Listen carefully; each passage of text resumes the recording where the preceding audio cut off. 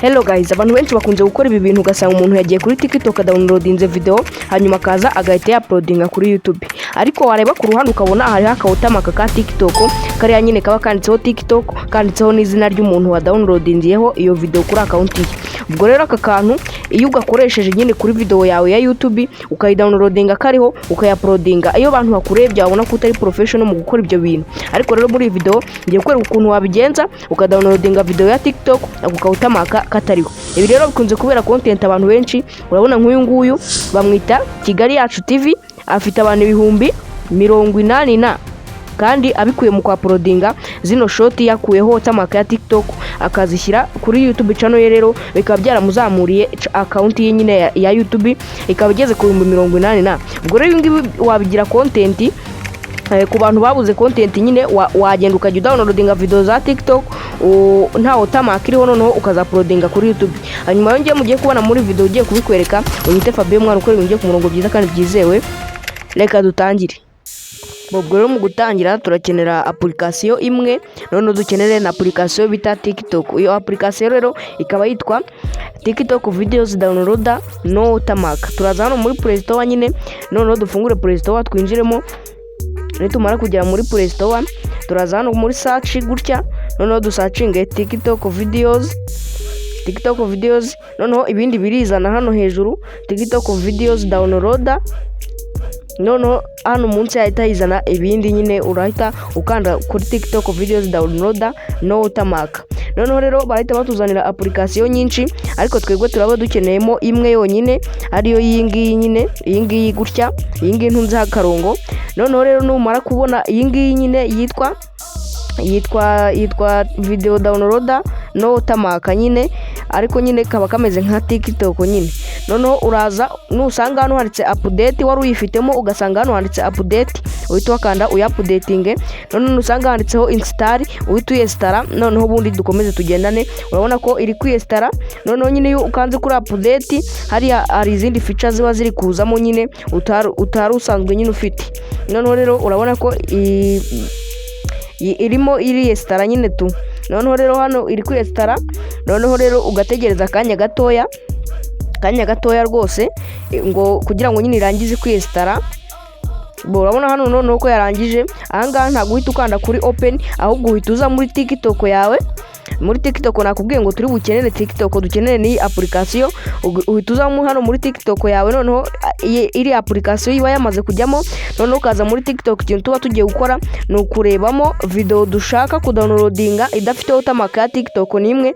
None duhita tuza muri TikTok dukopie link y'iyo video, none duhita tuyijyana muri iri ya TikTok videos downloader no Watermark. None turagenda muri TikTok, none turangiza tubone video dushaka kudownloadinga idafite Watermark, none duhita dukopia link yayo, duhita tujya kuyidownloadingira muri iri application nkubwiye. Rero urabona ko tugiye muri TikTok. None rero turaza hano gutya, none turareba video dushaka gutya turebe. Urabona ko iyi ngiyi niyo tugiyeho nyine dushaka kudownloadinga nyine niyo dushaka kudownloadinga idafite Watermark. None rero urabona ko hano tugeze ku ka video, kandi aka video tubonye ari keza nyine. None turaza hano dukande kuri aka kantu kanditseho share nyine, kandi ko gusharinga umuntu akubwira ngo ukandeho umusharingire ku nshuti zawe. Akangaka nyine kubona gatunze aga fresh, none tuze tugakandeho gutya. None nyine hano tuba tugiye gukopia link y'iyi video, nta nubwo bigoye, no kugenda ugakopia link byonyine ubundi ukayijyana muri ya application, ubundi video yawe bagahita bayiguhereza. None turascrollinga tujyana hirya gutya nyine, tugerajyana hirya tuze dukande hano handitse kuri link nyine, kuri copy link hari handitse ngo copy link. None link yacu yikopiye ijye muri clipboard. None rero nitumara kuyikopia duhita tuza hano inyuma nanone muri ya application twadownloadinze. None tuze tuyinjiremo gutya nyine, ni ya yindi tumaze kudownloadinga muri Play Store, tuze tuyinjiremo gutya. None tumara kuyigeramo, urabona ko hano bahita baduha ahantu dushyiramo ya link tumaze gukopia, nyine ya video twakunze nyine dushaka kudownloadinga ya TikTok idafite Watermark.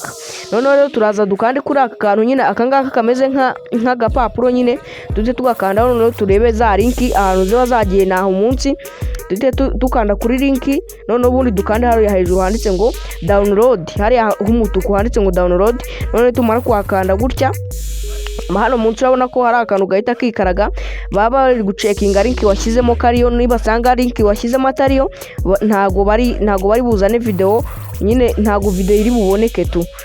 Nusanga nyine iyo ikopiye warangiza ukayihinduraho akantu niyo kaba gatoya, ntago ntuza video yawe ushaka iboneka. Noneho urabona ko link dushyizemo ni ya yindi neza video yacu bahise bayiduhereza, noneho bakakubwira ngo hitamo ari ukuyidownloadinga nyine ari amajwi yonyine, uhitemo ari no kuyidownloadinga ari video nyine. Noneho uhitemo ahangaha video kuko dushaka video nyine ahangaha gutya. Noneho nuhakanda barahita bakubwira ati nyine urahita utegereza akanya gatoya, hano munsi barahita bakubwira ko iri kuyidownloadinga, harahita hazamo akantu kari kwikaraga, utegereza akanya gatoya nyine kari akantu kwikaraga kabanze karangire. Kano ko munsi nyine nusanga katari hano munsi katarimo nyine umenye ko ibintu byawe byahagaze, wongeye utangire. Noneho downloading, noneho nirangira bahita bayiguhereza, iraba yagiye no kuri file, bategereza akanya.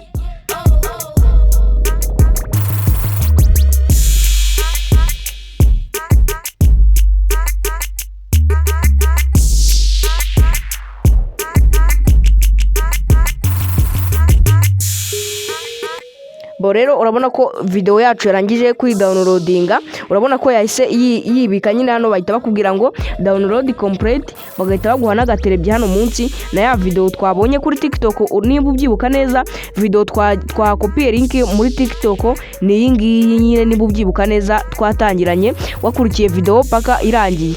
Ubwo rero kugira ngo ducekinge neza ko video yacu yamaze kujyaho neza, turaza hano muri file nyine turebe ko nta watermark iriho. Noneho turebe ko nta watermark iriho nyine kugira ngo tubyizere neza nyine, bataba banaduhenze nyine badupfunyikiye. Tugomba gucekinga tukareba ko koko ari byo. Noneho rero video yacu rero iza hano hambere, tuze tuyikandeho, noneho ijyemo itangire kwikina. Urabona ko ni video yacu twagize. Urabona ko ahantu hose nta watermark ya TikTok nimwe ihari nka zimwe nakweretse, cyase nka zimwe ujya downloadinga video ya TikTok ikaza ifite. Urabona ko nyine nta watermark nimwe iriho. Mbese muri make video yacu yaje iri original. Iyi rero akaba ari content nabigiye nyine wakikorera wabuze content wakora, noneho ukagakora nyine witonze, ukajya widownloadinga video tudafite watermark, noneho ukadushyira kuri YouTube. Noneho abantu bakajya babona nyine ko uri professional ubikora neza. Cyase niba wajya gudownloadinga video nyine zifite watermark ukazishyira kuri YouTube, ubonye uburyo nyine uzajya ubikora. Niba ubonye no video hari ikintu gufashije, ukanda like, ukande subscribe, ufungura inzogera kugira ngo tujye tubana no mu biganiro, usharing inshuti zawe, kandi ntibagirwe igitekerezo ufite ucyandike comment.